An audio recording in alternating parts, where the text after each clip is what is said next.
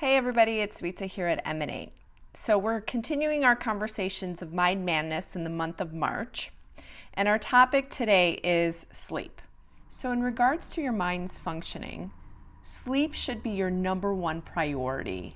Deprived sleep can actually alter your mood, and it can increase levels of depression, anxiety, and stress.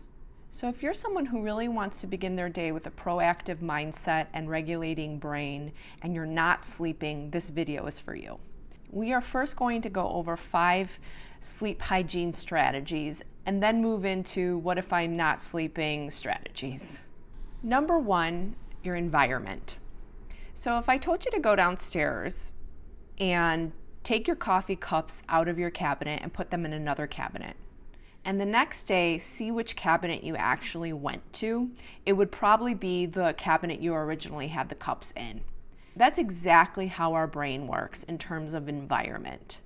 So if you have a bedroom environment that you have associated with clutter or stress or even insomnia, one of the first things that you should do is look to change your environment. Something as simple as getting a new bedspread, getting a new alarm clock, spending some time decluttering things, rearranging your room.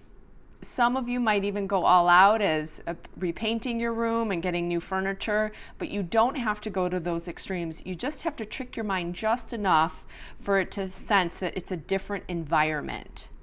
Which leads me to my next one, number 2, associate your bed with sleep. So you want to associate your bed with sleep.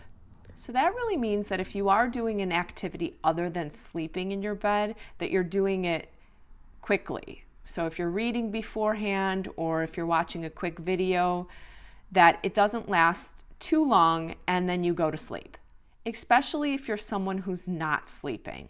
Number 3, routine. So again, this is to trick your mind into knowing it's time for sleep. Some of you might embark on having a really long routine, and some of you it might be a 3-step routine. Either way, you want to trick your mind into knowing that it's almost time for bed.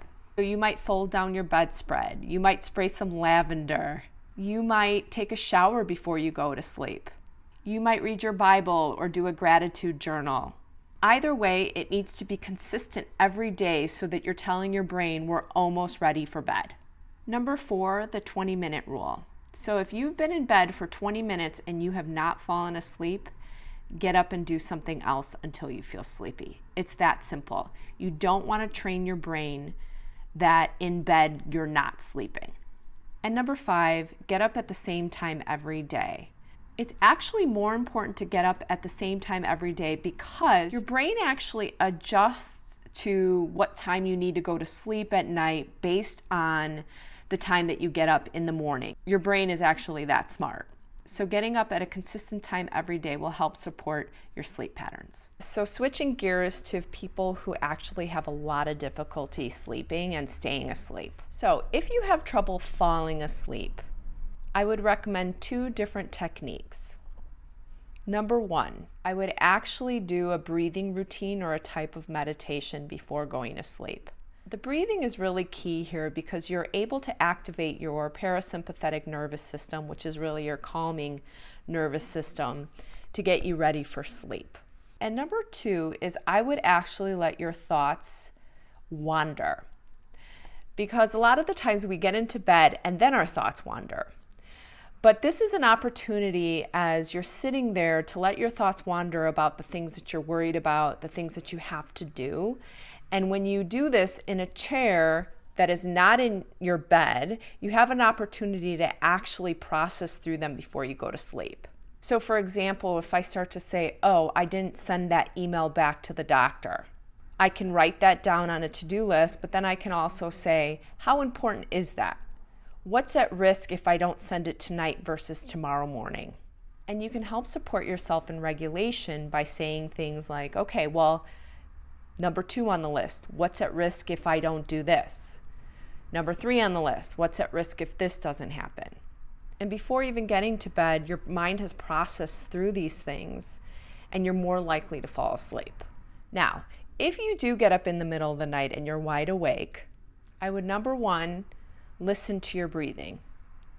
So what I would do is just start breathing in through my nose and out through my mouth and start to listen to the sound of that. And number 2, I would have a positive scenario in my head. And what you do is really unpack that and go through your senses. So whatever scenario that is, so if mine is on a beach somewhere, I'm thinking about what the water sounds like. I'm thinking about what the heat on the beach feels on my skin. So those kinds of things to help regulate your mind and activate the parasympathetic nervous system so that you can fall back asleep. Again, I can't stress enough how important sleep is for mind regulation and functioning throughout your day. So I hope some of these strategies have helped. Until next time, emanate your best self.